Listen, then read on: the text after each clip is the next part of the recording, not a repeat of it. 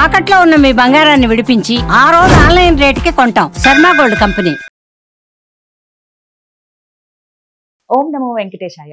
అందరికీ నమస్కారం అండి. Welcome to Suman TV. నేను గీతాంజలి. సుమన్ టీవీ వారు వినూత్నంగా ఒక కార్యక్రమాన్ని ప్రారంభించారండి. అదే వెంకటేశ్వర వైభవం.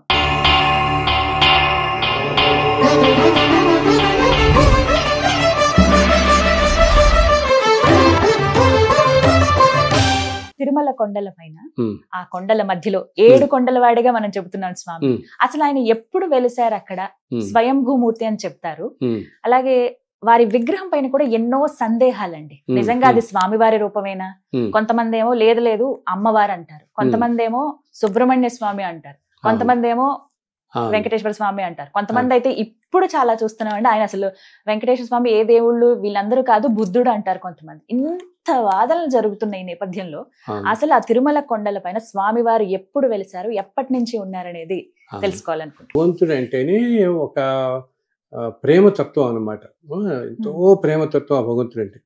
సో ఇంతటి మూర్తి అసలు మనకి ఎప్పటి నుంచి ఉన్నారు? చాలా మంది అనుకుంటారు ఎప్పటి నుంచి ఉన్నారు స్వామివారు ఏమిటి అని. సో ఏంటంటే తల్లి ఒకసారి మనకి మామూలుగా 4 యుగాలు మనకి తెలుసు కదా.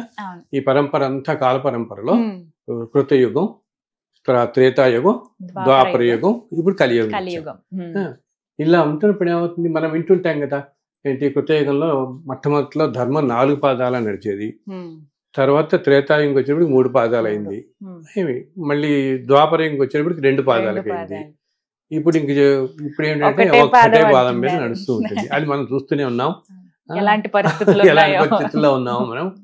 సో ఇలా జరుగుతూ ఉండగా ద్వాపరయుగం వచ్చే నాటికే మనం మహాభారత యుద్ధం అన్ని వింటాం కదా. అప్పటికే ధర్మం నశించి చాలా తగ్గిపోతుంటుంది. తగ్గిపోతుంటే అప్పుడు దేవతలు అందరూ అనుకుంటారు ద్వాపరయుగంలోనే ఇట్లా ఉంటే అసలు రేపు కలియుగం వచ్చేటప్పటికి మానవుల పరిస్థితి ఏమిటి? ద్వాపరయుగంలోనే చివరి రోజుల్లో వచ్చేటప్పటికి ఇంకా ధర్మం నశించి ఇప్పుడు ఏంటంటే ఈ మన పరిమాణం కూడా ఎలా ఉంటుందంటే కలియుగం వచ్చేసి 4,32,000 సంవత్సరాలమ్మా మొత్తం స్పాన్ ఆఫ్ కలియుగం. ద్వాపరయుగం ఏంటంటే దీనికంటే డబల్ 8,64,000 సంవత్సరాలు. 8,64,000 సంవత్సరాల్లో మనందరికీ ఎక్కువ భాగం మనకి తెలిసిన చివరి 200 సంవత్సరాలు అంతే కదా. కృష్ణుడు ఉన్నప్పుడు మహాభారతం, కృష్ణుడు 125 సంవత్సరాల పాటు ఉన్నాడు. అప్పుడు మనకి జరిగినవి ఈ మహాభారత కాలం నాటివి. కానీ నువ్వు ఆలోచిస్తే 8,64,000 సంవత్సరాలలో ఎన్నో జరుగుంటాయిగా, ఎన్నో సంస్కృతులు వచ్చి ఉంటాయి, వెళ్ళిపోయి ఉంటాయి కదా. చివరి 200 తెలుసు.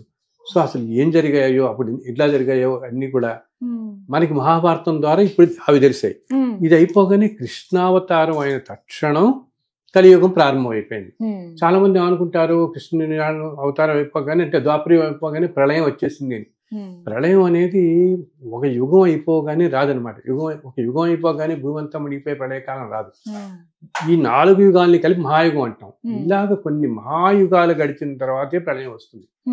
ఇప్పుడు ఇటువంటి సైకిల్లో మనం ఉన్నది 28వ మహాయుగంలో ఉన్నాం. 28th లో ఉన్నాం మనం ఇప్పుడు. అంటే ఇటువంటివి 27 వెళ్ళా ఇప్పటికీ ఆల్రెడీ. సో ఇటువంటి మహాయుగాల్లో ఒక మహాయుగంలో ద్వాపర యుగంలో అప్పుడు ఈ దేవతలందరూ వెళ్ళి విష్ణుమూర్తిని వైకుంఠానికి వెళ్ళి ప్రార్థిస్తారు.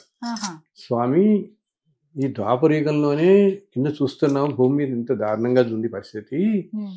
ఇంకా రాబోయే కలియుగంలో మనుషులు చాలా ఏమంటాం ఎంతో అధుమ్మ పరులై ఉండి అత్యంత అల్పమైన ఆయుష్తో ఉండి రకరకాల ధనం మీద, అన్నిటి మీద, వస్తువుల మీద, స్త్రీల మీద ఇట్లాగా అనేక ఏమంటాం మోహం పెంచుకుని అన్ని పదార్థాల మీద అన్నమాట, వీటన్నిటి మీద పెంచుకుని అనేక అన్యాయాలకి, ధన సంపాదన కోసం అనేక అక్రమార్జనలు వెళ్ళిపోయి ఎన్నెన్నో దారుల్లోకి వెళ్ళిపోయి రకరకాల నానా విధాల కష్టాలు పడుతూ ఉంటారు.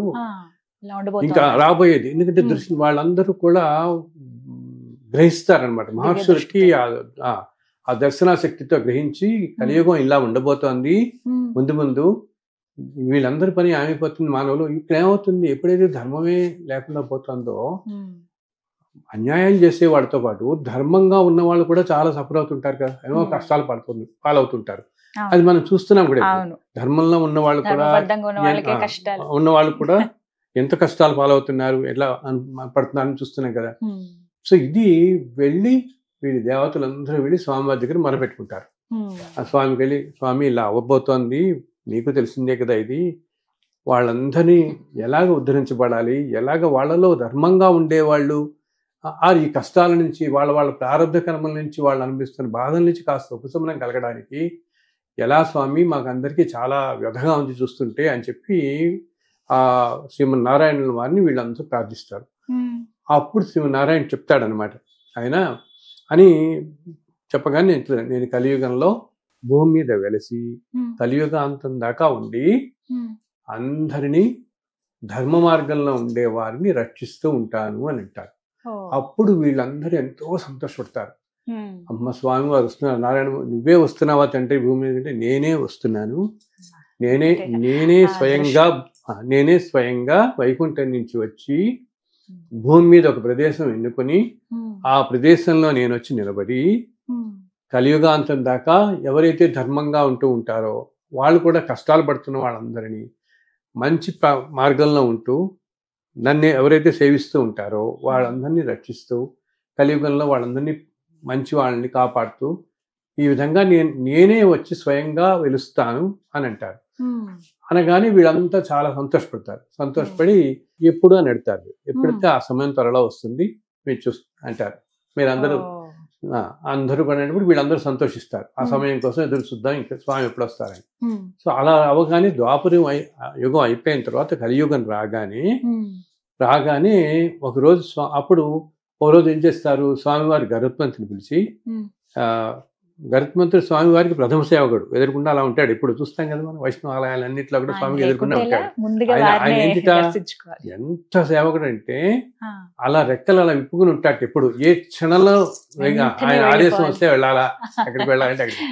సో ఆయనకి చెప్తారు, గరుత్మంతుని పిలిచి, నాయనా నేను ఇలాగా భూమి మీద వెళుద్దాం అనుకుంటున్నాను, కలియుగంలో భూమి మీదకి మనం ఇంకా వెళ్ళాలి అక్కడికి, నువ్వు ఒకసారి ఆ భూమండలం అంతా తిరిగి నాకు ఉండడానికి అనువైన ప్రదేశం ఏదైనా ఒకటి చూసిరమ్మని చెప్తాడు.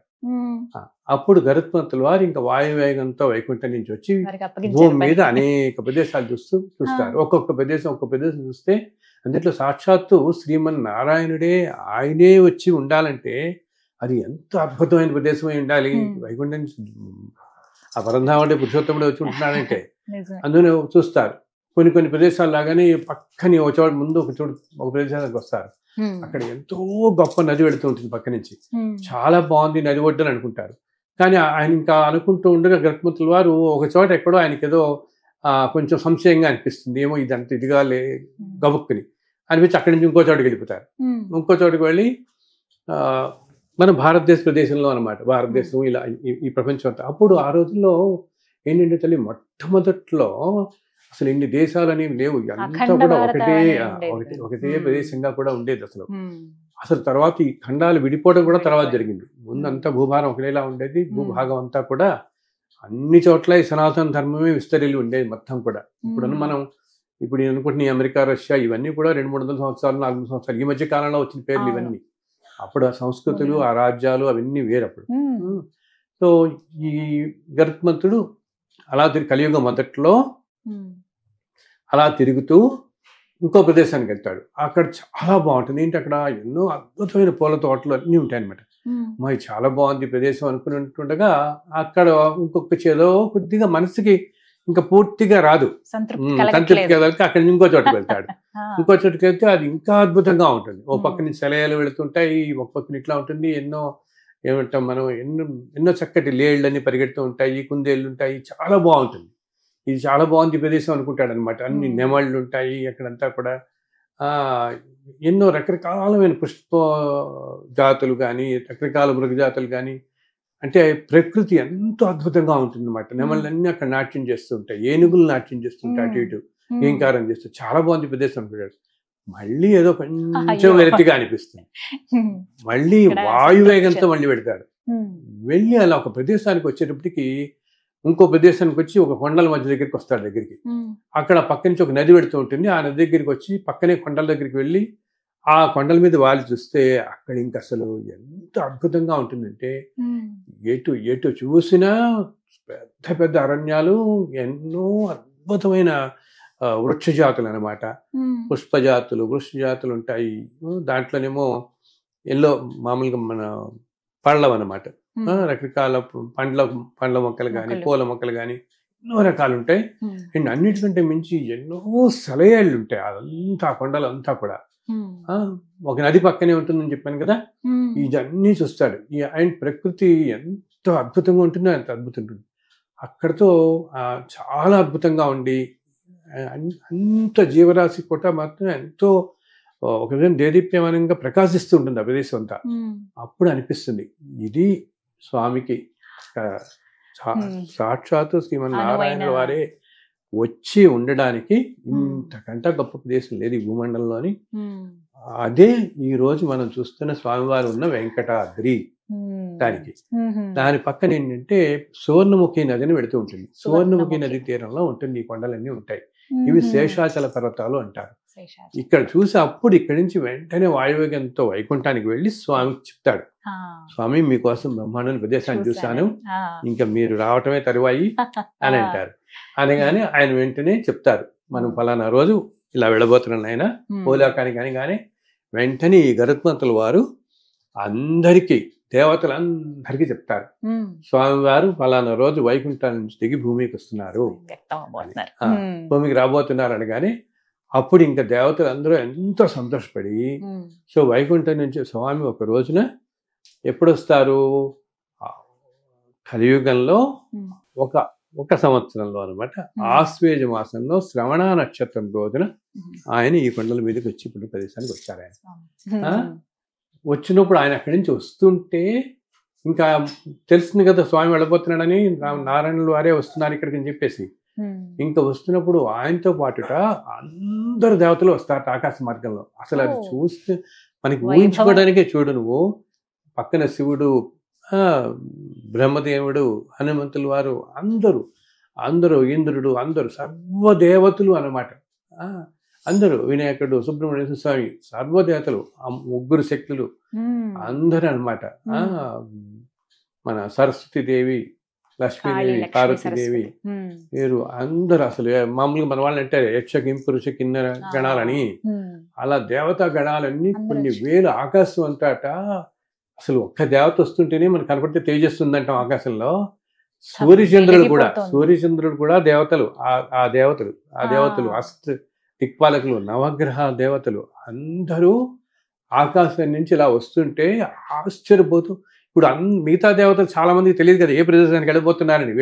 వీళ్ళందరికీ కూడా స్వామి ఏ ప్రదేశానికి వెళ్ళబోతున్నారని గరుత్మంతుల వారికే తెలుసు అప్పటిదాకా. ఇంకా ఈ గరుత్మంతుల వారు వైకుంఠం మీద వస్తూ ఉంటే, నారాయణ వారు లక్ష్మీనారాయణలు ఎదురు వస్తుంటే అలా చూస్తుంటారు అందరూ. వీళ్ళు ఆయన ఫాలో అయ్యి వస్తారు. అలా వస్తూ స్వామి వచ్చి ఈ ప్రదేశానికి వస్తారు. అసలు అలా ఆకాశానికి అప్పుడేంటి, అప్పటికే ఆ కొండల మీద అక్కడక్కడ ఎంతో మంది తపస్సు చేసుకుంటున్నారు మహర్షులు. ఆ మహర్షులు ఆకాశానికి చూసి దేవతలందరూ ఇలా వస్తుంటే అసలు వాళ్ళ ఆనందానికి అంతు లేదనమాట. ఎంత ఆనందపడిపోయి మన దేవతల్ని దర్శించి, ఇది నిజంగా జరిగిన సంఘటన తల్లి. ఇంతమంది దేవతలని అక్కడ దర్శించగలగటం ఒక్కసారిగా అసలు ఆ వెలుగు అది తీవ్రమైనది అనమాట. జరిగి దాంట్లోంచి అప్పుడు స్వామి అలాగా వీళ్ళందరూ వెనక్కి రాగా అది వెనక్కి వస్తుంటే వీళ్ళందరూ ఇంకా రకరకాల స్తుతిస్తారు. అప్పుడు స్వామివారు వచ్చి మన ఇప్పుడున్న ప్రదేశం దగ్గరికి వస్తారు అన్నమాట. కొండ మీదకి వస్తారు. వచ్చిన తర్వాత ఈ దేవతలందరూ కొన్నాళ్ళు ఇక్కడే ఉండి, అప్పుడు అది ఎంత అద్భుతం అంటే అసలు మనం ఊహించుకుంటేనే ఎంత ఇదిగా ఉంటుంది. అందుకనే ఆ క్షేత్రం తిరుమల అనేది అంత పవర్ఫుల్, అంత శక్తివంతమైనది. ధన్యవాదాలు గురుగారు. నమో వెంకటేశ. నమో వెంకటేశ.